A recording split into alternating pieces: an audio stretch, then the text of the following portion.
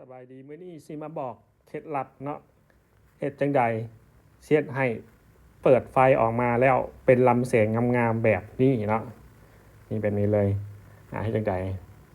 ก็คือลูกค้าต้องได้มีเครื่องพ่นสโมกหรือว่าพ่นควันแบบนี้เนาะ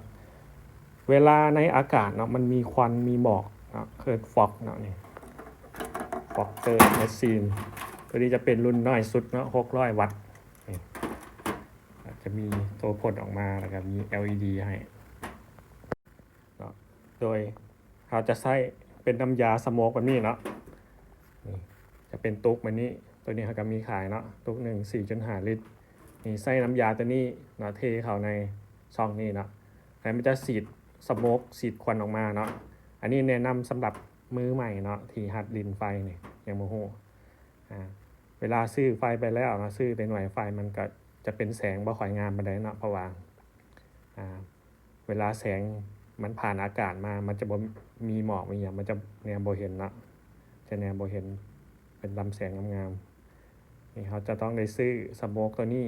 ไปนะไปเปิดตัวนี้จะเป็นรุ่นเริ่มต้นเนาะจะเป็นรุ่นน้อยราคาเนาะส่วนราคาก็คือ 900,000 กีบเนาะเป็นรุ่นเริ่มต้นเขาจะมีเป็น600 วัตต์ 1,000 วัตต์แล้วก็1,800 วัตต์นะลูกค้ามีงบเท่าไหร่ก็คือจัดตามนั้นเลยนะ